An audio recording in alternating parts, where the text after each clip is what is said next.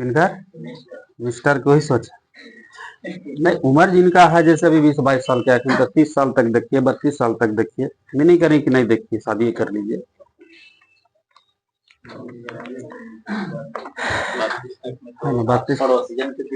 हाँ तो वही नहीं कह रहे, लड़कन से ज्यादा अगल बगल के, जैसे गुरु जी की दिक्कत उतना नहीं जितना आप लोगों का दिक्कत।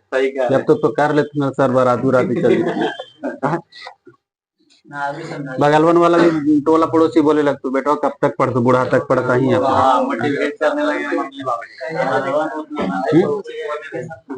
पड़ोसी बोले तोरे पड़ोसी, अब बताइए तोरा प्रॉब्लम ला को पड़ोसी की दिक्कत। अभी कोई दिक्कत 30 तक कोई दिक्कत नहीं है, 30 पार हुआ तो थोड़ा आदमी टेंशन ना ले। बताइए हाँ सब पासा देख के तो ठीक कर रहा है।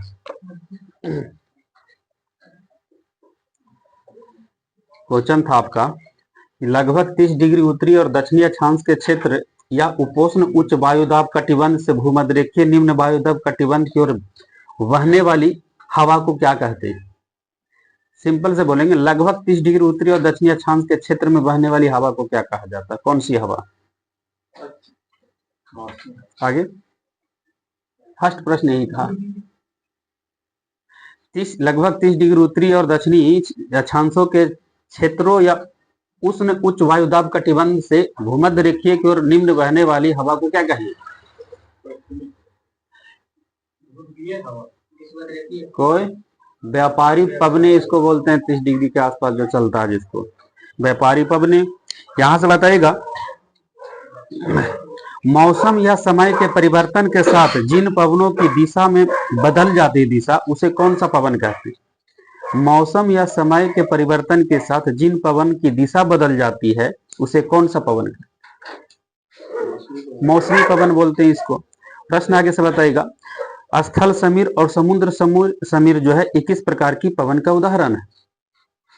स्थल समीर, समुद्र समीर या मानसूनी पवने किस प्रकार की पवने? मौसमी पवन का उदाहरण ये है। यहां से बताएगा क्वेश्चन आप बताएगा उष्मा के अवशोषण तथा स्थानांतरण में स्थल व समुद्र में भिन्नता पाई जाती है। तो क्वेश्चन यही से बताएगा दिन के दौरान स्थल भाग जो है समुद्र की अपेक्षा गर्म होता है कि ठंडा होता है? दिन के दौरान स्थल भाग समुद्र की अपेक्षा गर्म होती है कि ठंडा होती है? स्थल भाग गर्म होता, स्थल भाग समुद्र की अपेक्षा दिन में। प्रश्न आगे से बताइएगा स्थल पर जो हवाएं होती है ऊपर की ओर उठती है कि नीचे की ओर बहती है? स्थल, हाँ स्थल में जो हवाएं हैं ऊपर की ओर उठती है और निम्न दाब क्षेत्र में बनता है वो। आगे से बताइएगा क्वेश्चन आगे से बताना होगा चिनुक क्या है? चिनुक यूएस में बहने वाला स्थानीय हवा है। हाँ ठीक है, चिनुक एक प्रकार के स्थानीय पवन है। आगे से बताएगा चिनुक जो पवन है वो ठंडा पवन है कि गर्म? हाँ ठीक है, चिनुक जो है प्रमुख गर्म स्थानीय पवन है। बताएगा चिनुक किन दो देशों में बहती है? अमेरिका और कनाडा। प्रश्न आगे से बताएगा अल्पस पर्वत के उत्तरी ढाल से नीचे उतरने वाली गर्म एवं शुष्क हवा को क्या कहते हैं? देखते ना प्रश्न पूछबे तो माइंड तोरो डिस्टर्ब इनको भी दे दो छूछा के। क्वेश्चन होगा आपका अल्पस पर्वत के उत्तरी ढाल से नीचे उतरने वाली गर्म एवं शुष्क हवा को क्या कहते हैं? फान, उसको फान बोला जाता है। आगे से बताइएगा फान सर्वाधिक प्रभाव करता है कौन सा देश में? याद करके तो कोई नहीं लू है होमवर्क ना जीतल तो कथी होमवर्क ना बोल। फान हवाएं स्विट्जरलैंड में बहता है। आगे से बताइएगा सहारा रेगिस्तान से उत्तर पूर्वी दिशा में चलने वाली गर्म एवं शुष्क हवा को क्या कहते हैं? सहारा मरुस्थल में चल रहा है जिसको हरमट्टन इसको बोलते हैं। प्रश्न यहां से बताइएगा गिनी तट पर हरमट्टन हवा को और किस नाम से जानी जाती है? डॉक्टर हवा बोलते, इसी को हरमट्टन को ही बोलते हैं डॉक्टर हवा। आगे से बताइएगा, सहारा मरुस्थल से भूमध्य सागर की ओर बहने वाली धूल से लदी गर्म हवा को क्या कहते हैं?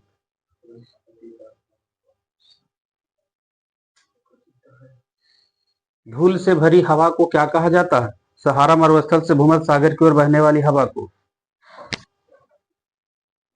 कोई सिराको, बिल्कुल ठीक है, सिराको इसको बोला जाता है।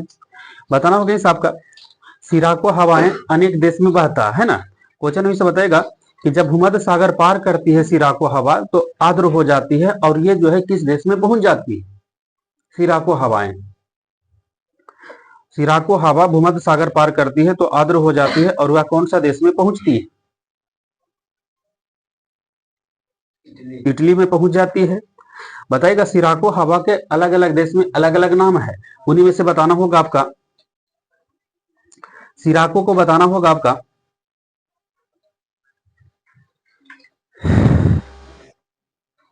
अलग अलग देश में बहता है तो इसको बताना होगा कि खामसिन जो है मिस्र में पहुंच जाता है, गिविला जो है लीबिया में पहुंच जाता है, उसी करके आपका सिराको इटली में पार कर जाता है। तो आगे से बताना होगा, अरब रेगिस्तान में बहने वाली गर्म एवं शुष्क हवा को क्या कहते हैं? अरब रेगिस्तान में सिमूम, सिमूम बोलते हैं, सिमूम। प्रश्न आगे से बताएगा, आयला ये भी एक हवा है जी, किस देश में बहती है? आयाला है ये, आयला नहीं, आयाला, आयाला किस देश में बहने वाली हवा है? आयाला कोई फ्रांस में बहती है आयाला। बताना होगा इस आपका, लू गर्म हवाएं किस देश में बहती है? उत्तरी भारत में बहती है लू। सामुन गर्म हवाएं किस देश में बहती है? सामुन ईरान में बहती है सामुन। आगे से बताइएगा, क्वेश्चन देखिएगा, नर्वेस्टर जो है हवा शुष्क एवं गर्म हवा भी है, वो किस देश में बहती है? नर्वेस्टर, नर्वेस्टर न्यूजीलैंड में बहता है नर्वेस्टर। आगे से बताइएगा, सोलैनो, सोलैनो जो गर्म हवा है किस देश में बहती है? ये है स्पेन में। बताइएगा, बिली बिली शीतल हवाएं किस देश में बहती है? ऑस्ट्रेलिया में है। विली बॉब शीतल हवाएं किस देश में बहती है? विली बॉब, आगे बिली बॉब, बिली बिली ऑस्ट्रेलिया, विली बॉब इधर कोई अलास्का। प्रश्न आगे से बताइएगा, प्रश्न आगे से बताइएगा, अलास्का में बहता है। चक्रवात में हवा किस तरफ से किस तरफ आती है? बाहर से अंदर के अंदर से बाहर? हाँ ठीक है, चक्रवात में हवा बाहर से अंदर की ओर आता है, प्रति चक्रवात में अंदर से बाहर की ओर जाती है। प्रश्न आगे से बताइएगा, हबूब जो शीतल हवा है वो किस देश में बहती है? हबूब, हबूब शीतल हवाएं किस देश में बहती है? सूडान में बहती है। आगे से बताइएगा, भारत वायुदाब मापी की खोज किसने किया था? टोरिसेली। प्रश्न आगे से बताइएगा, टोरिसेली। विषुवत रेखीय महासागरों पर तापमान कितना डिग्री सी से अधिक होता है? 27 डिग्री, 10 डिग्री, 15 डिग्री, ऐसे रहेगा आपके पास। विषुवत रेखीय महासागरों पर तापमान कितना डिग्री सी से अधिक रहता है? 27 डिग्री सी से अधिक रहता है। आगे बताइएगा, समुद्र तल पर वायु दाब पारे के कितना सेंटीमीटर ऊंचे स्तंभ द्वारा पड़ने वाला दाब होता है? प्रश्न क्वेश्चन था कि समुद्र तल पर वायु दाब पारे का कितना सेंटीमीटर ऊंचे स्तंभ द्वारा पड़ने वाला दाब होता है? 76 सेंटीमीटर। यहां से बताएगा, वायुमंडलीय दाब किस विधि द्वारा गर्म होता है? संवहन। बताएगा, कौन सा मंडल जो है वायुमंडल का, उसकी ऊपरी सीमा निर्धारित नहीं? हाँ ठीक है, बहिर्मंडल। बताना है यही आपका, रेडियो संचालन या टीवी वगैरह जो सब काम होता है वो किस मंडल के द्वारा? आयन मंडल। आगे से बताएगा, सूर्य का प्रकाश पृथ्वी तक आने में कितना समय ले लेता है? 8 मिनट 20 सेकेंड। हवाई जहाज वायुयान किस मंडल में उड़ता है? समताप मंडल। बताएगा कभी कभी कौन सा एक मंडल है जहां पर विशेष प्रकार का मेघ होता है, उस मेघ का नाम है मूलाभ मेघ। आगे समताप मंडल में जल्दी मेघ नहीं होता, लेकिन कभी कभी होता है, उस मेघ का नाम क्या है? मूलाभ मेघ बोला जाता है इसको। आगे से बताइएगा किस मंडल में तापमान हमेशा बराबर रहता है? समताप मंडल। क्षोभ मंडल में तो हम लोग इस समय जो काम होता है सब क्षोभ मंडल में तो घटते बढ़ते रहता है। यहां से बताना होगा आपका किस मंडल को संवहन मंडल या अधोमंडल भी बोला जाता है? क्षोभ मंडल को। प्रश्न आगे से बताइएगा आप कि वायुमंडल में बताइएगा आर्गन की मात्रा कितना प्रतिशत है? 0.93%। प्रश्न आगे से बताइएगा वायुमंडल में सबसे कम मात्रा में कौन सी अक्रिय गैस पाई जाती है?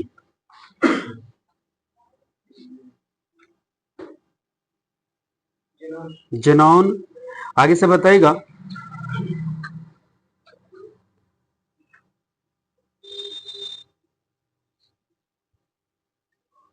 जेनॉन, ठीक ना जी? आगे से बताइएगा रेडॉन तो बिल्कुल इसमें पाया नहीं जाता, जिनॉन। प्रश्न आगे से बताइएगा प्रशांत महासागर का चौराहा किस द्वीप को बोलते हैं?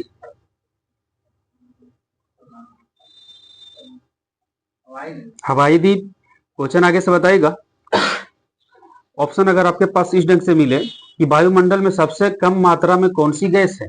Hydrogen, krypton, xenon, helium.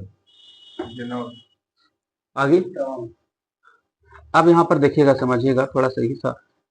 प्रश्न था कि वायुमंडल में सबसे कम मात्रा में कौन सी गैस? जिनॉन था ना वो? अच्छा, जिनॉन था, वो क्रिप्टॉन भी था, एवा क्या बोले थे? हाइड्रोजन तो लिख ही दिलियो, हीलियम था। हाँ, अब इसमें बताना होगा आपका कि इनमें से वायुमंडल में सबसे कम मात्रा में कौन सी गैस है? आगे हीलियम।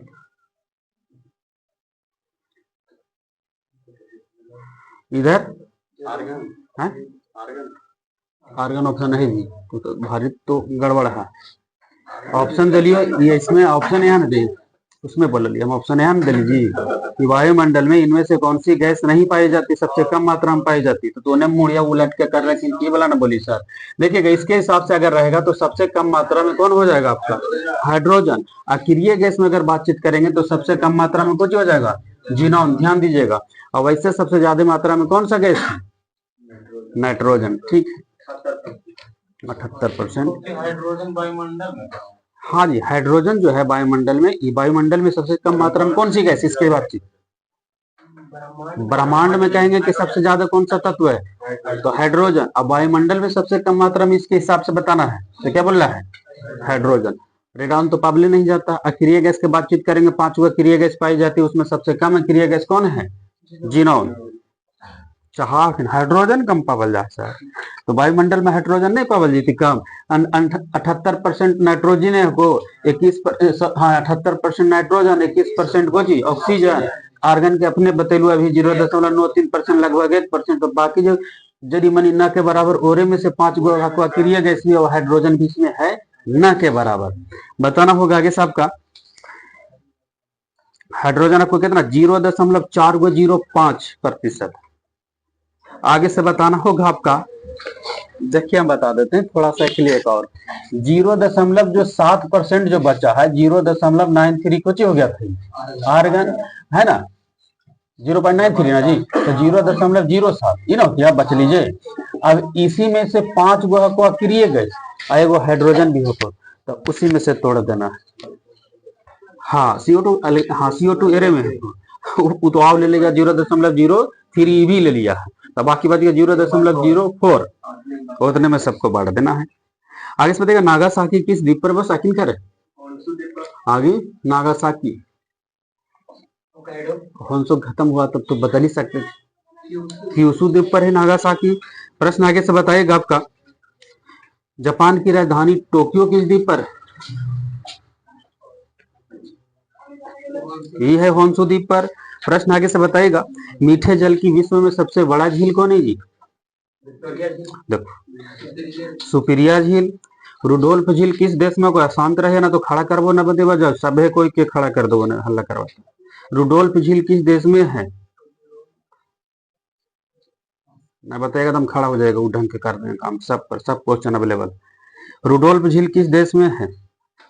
केनिया में है। आगे से बताइएगा, नहीं आता कोई दिक्कत नहीं, आराम से सुनना। आपको बताना होगा आगे से, मैकाल झील किस देश में है? मैकाल झील, आगे आगे प्रश्न। मैकाल कोई रूस में है मैकाल झील। आगे से बताइएगा, बैकाल बोले थे, मैकाल बोले, बैकाल झील है जी, हाँ मैकाल हम बोल दिए, बैकाल झील रूस में। आगे से बताइएगा, एंजिल जलप्रपात किस देश में है?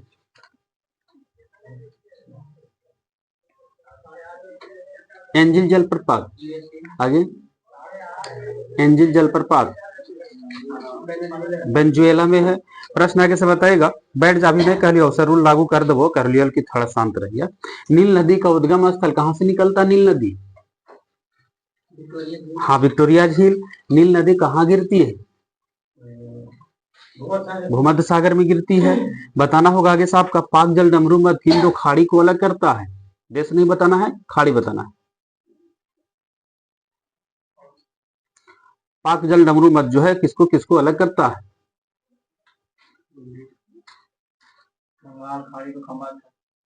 आगे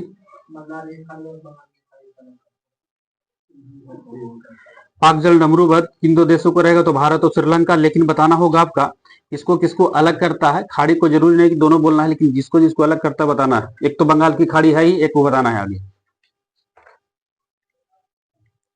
एक बंगाल की खाड़ी, और क्या है भारत में? आगे अरब सागर, ठीक है, बंगाल की खाड़ी और अरब सागर। आगे से बताइएगा, विश्व का सबसे चौड़ी नदी अमेजन नदी जो है ना, वो कहां से निकलती? किन करे आप ही कहो। अमेजन, विश्व की सबसे चौड़ी नदी अमेजन। आगे अमेजन नदी का उद्गम स्थल कोई? लैंगोविल्हेरो। अमेजन नदी का उद्गम स्थल लैंगोविल्हेरो और गिरता है अटलांटिक महासागर में। प्रश्न आगे से बताएगा, सू नहर किस देश में? सुईवे, सू नहर, इरी नहर, वेलैंड नहर, तीनों कौन सा देश में? अमेरिका में तीनों नहर है। आगे से बताइएगा, विश्व का सबसे गहरा स्थान मेरियाना गर्त जो है प्रशांत महासागर में, जिसकी गहराई कितनी? 11-22 किलोमीटर।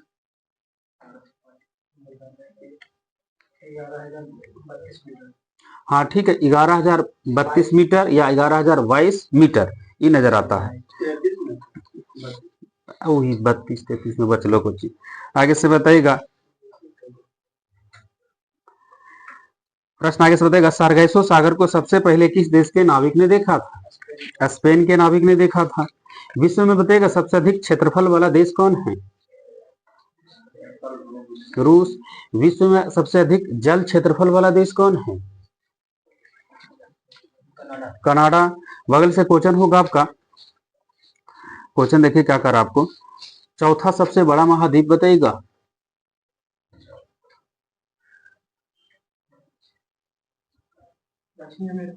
हाँ दक्षिणी अमेरिका हो जाएगा आपका। यहां से बताइएगा, क्वेश्चन होगा, विश्व में तांबा सबसे अधिक उत्पादन करने वाला देश कौन है? किसका ट्रिक? देखो यार, ट्रिक को जो बताइए, बता दीजिए तो हम बता दें। सबसे बड़ा तो बोलो कोची, सबसे बड़ा कौन चीज? एशिया। और उसके बाद अफ्रीका। याद करे कि देखो, अब दूगो याद करबू ना, और सबसे छोटका तो सबकी याद है, हो तो ऑस्ट्रेलिया है ना।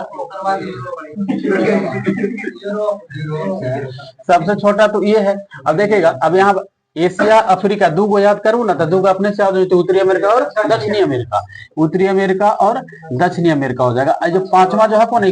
देखो अंटार्कटिका है ना, ये अंटार्कटिका है। पांचवा के याद रख ले। अटलांटिक एक महासागर है, अंटार्कटिका एक महाद्वीप है। हाँ तो ध्यान दिया कि आर्थिक सागर है वो अटलांटिक सागर। हाँ उससे बढ़िया आगे से बताइएगा कौन सा मछली जो है झुंड में रहती है, किन खैर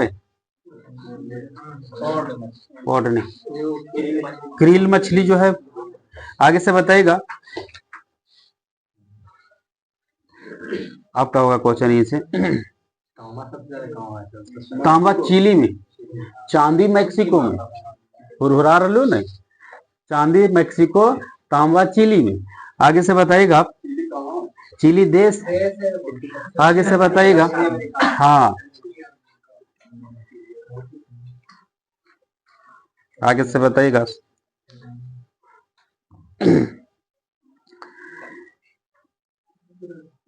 मनुष्य का बताएगा सबसे पहले मनुष्य किस महाद्वीप में मतलब माना जाता है, मतलब उद्गम मनुष्य का अफ्रीका में। लेकिन मानव का घर किस महाद्वीप को कहा जाता है? हाँ मानव का घर एशिया महाद्वीप को कहा जाता है। कौन सा महाद्वीप में सबसे ज्यादा जनसंख्या है? एशिया महाद्वीप में ही जनसंख्या सबसे ज्यादा है। आगे से बताइएगा क्वेश्चन होगा आपके यहां से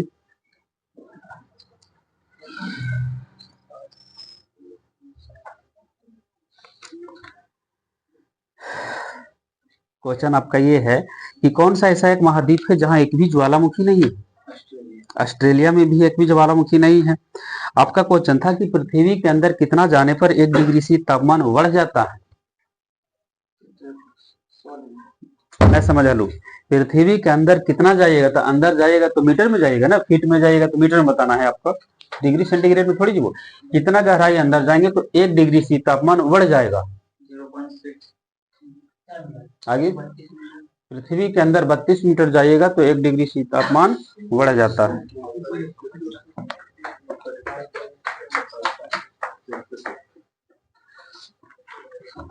इसमें आपको जी था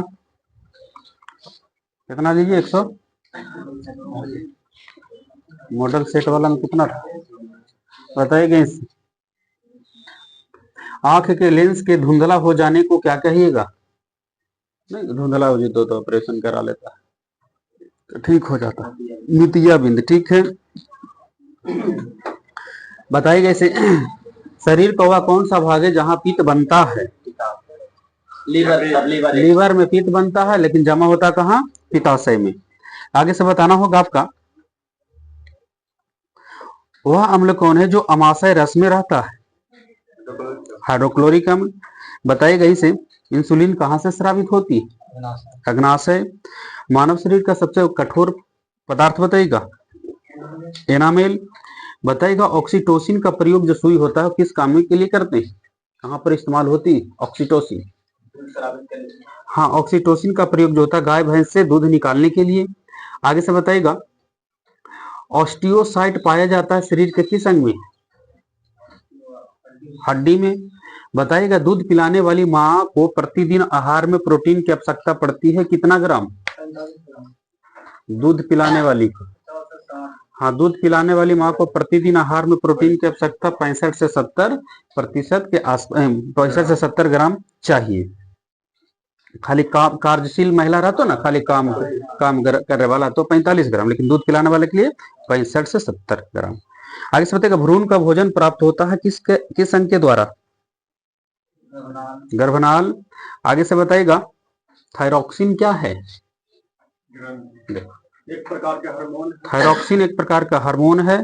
आगे से बताइएगा विटामिन ए का निर्माण करने वाला हाँ कैरोटीन है ठीक है। आगे से बताइएगा लैंगरहैंस के दीप जो इंसुलिन का स्राव करता है वो किस अंग में है?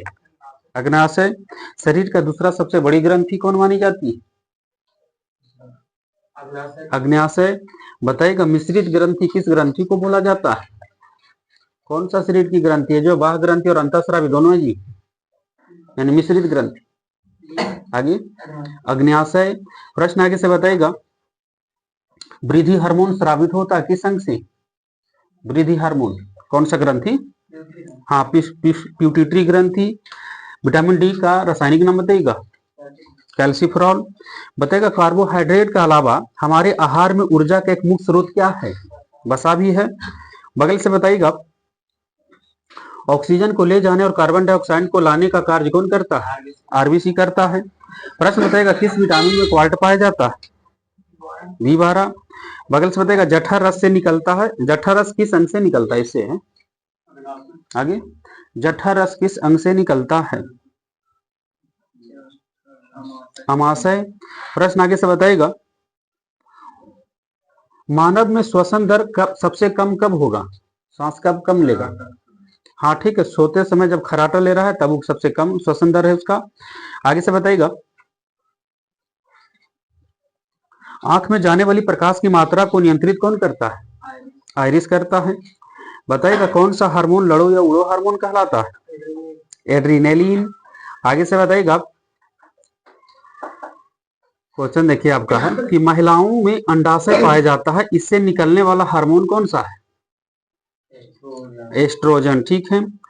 अब कहा यहां से वह एंजाइम कौन सा है जो प्रोटीन को पेप्टोन में बदल देता है? पेप्सिन। आगे से बताइएगा पीनियल ग्रंथि शरीर के किस अंग में है जी? मस्तिष्क में है पीनियल ग्रंथि। आपको बताना था यहां से दूध को दही बनाने वाला एंजाइम कौन सा है? रेनिन। प्रदूषण जिसके कारण मानव में गुर्दा का रोग हो जाता है वो कौन सा तत्व है? गुर्दा का रोग प्रदूषक कोई तत्व से रिलेटेड है, कैडमियम। ठीक है। आप ही बताइए इसे एनामेल किसका बना होता है? हाँ एनामेल कठोर पदार्थ है शरीर में, कैल्शियम फॉस्फेट का बना रहता। ठीक है। पित्त रस का बताइएगा प्रकृति कैसी है? हाँ क्षारीय है। मनुष्य के शरीर में पसलियों की कितनी जोड़ी संख्या है? 12 जोड़ी। निषेचन की क्रिया कहां पर होती है? फैलोपियन ट्यूब में। यहां से बताइएगा आरबीसी तथा डब्ल्यूबीसी का अनुपात बताइएगा। आगे 600:1। प्रश्न आगे से बताइएगा एथलीट फुट रोग नामक बीमारी किस कवक से होता है? Tinea pedis. आगे से बताइएगा टीनिया पेडिस। आपका क्वेश्चन ऐसे था लाइकेन किन दो सहजीवी से मिलकर बना है? कवक और शैवाल। प्रश्न बताना होगा डाउन सिंड्रोम से पीड़ित व्यक्ति में कितने गुणसूत्र होते हैं? 47। आगे से बताइएगा क्वेश्चन था आपका लौंग का तेल का प्रमुख घटक क्या है जो दांत को दर्द करने में सहायता करता है? यूजेनॉल। आगे से बताइएगा गोदखोर जो है सांस के रूप में हीलियम और ऑक्सीजन का मिश्रण ले जाता है, तो उसमें बताना होगा आपका कि हीलियम और ऑक्सीजन किस अनुपात में ले जाता है?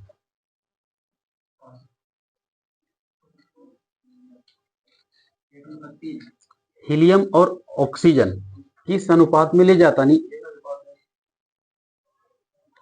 1:9 हाँ 4:1। ऑक्सीजन 1 ले जाता है तो हीलियम कितना? 4। ध्यान दीजिएगा। आगे से बताइएगा पेट्रोल की ऑक्टेन संख्या न्यूनतम कितनी हो सकती है? पेट्रोल की ऑक्टेन संख्या न्यूनतम कितना किनकर? 60। ठीक है। प्रश्न आगे से बताइएगा कोशिका सिद्धांत का प्रतिपादन किसने किया था? स्लाइडेन एवं स्वान ने किए थे। प्रश्न आगे से बताइएगा सड़े हुए अंडे की तरह गंध आती है किससे? सड़े हुए अंडे की तरह गंध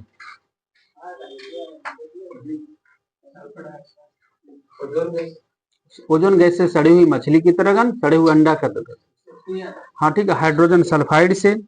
आगे से बताइएगा एनटीपी पर किसी गैस के 1 मोल का आयतन कितना होता है? 22.4 लीटर। आगे से बताना है आपको पानी में अगर अपमार्जन मिला देंगे तो पृष्ठ तनाव क्या होगा? कम जाएगा। कैलोरीमीटर किस धातु की बनी होती है? कॉपर की बनी होती है। आपको बताना है आगे से महिलाओं में पुरुषों की तुलना में रक्त कितना कम होता है? 1/2 लीटर ही कम होता है। प्रश्न आगे से बताइएगा HTTP का पूरा नाम करिए। TTP hyper text and transfer protocol. Hyper text transfer protocol. आगे से बताइएगा, आपका क्वेश्चन ऐसे था, सोने को शुद्ध करने के लिए कौन सा मिश्रण का इस्तेमाल करेंगे? शुद्ध करने या उसमें घोल देते हैं जी?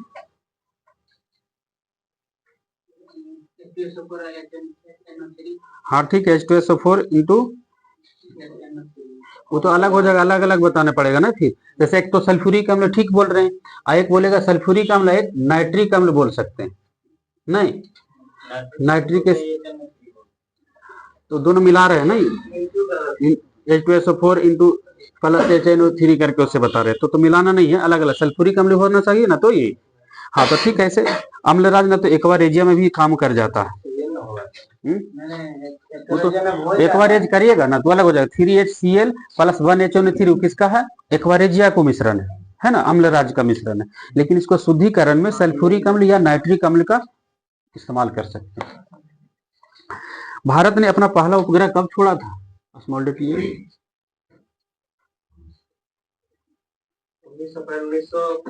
19 अप्रैल 1975 बताना है। आगे से आपका गैलेना किस धातु का यस्क है? सीसा का है गैलेना। आगे से बताइएगा, क्वेश्चन ऐसे देखे क्या है आपका, प्रारंभ में पदार्थ की कुल कितना अवस्थाएं थी? 3 एगो था, ठोस द्रव गैस। पदार्थ की 5वीं अवस्था कौन सा खोजा गया है जी? वो तो चौथा प्लाज्मा, 5वां खोजा था, चौथा बोस आइंस्टाइन कंडेंसेट। आगे से बताइएगा, स्वाइन फ्लू किस वायरस से होता? स्वाइन फ्लू तो bird flu H5N1 H1N1। 10 nibble में कितना बीट होगा? 40 बीट। WAN का पूरा नाम बताइएगा।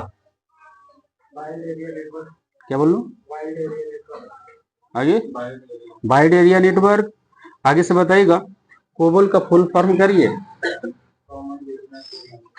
Common business oriented language. प्रश्न आगे से बताना होगा आपका, फेसबुक की शुरुआत कब से हुआ है?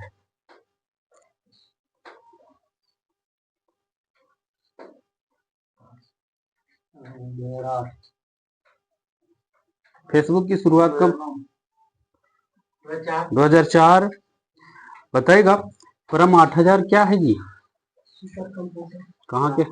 भारत का पहला सुपर कंप्यूटर है, ऐसे बोलो, भारत का पहला सुपर कंप्यूटर। सुपर कंप्यूटर ठीक है, बताना है सबका, लेकिन पहला भी है। मंगल के कितने चंद्रमा है?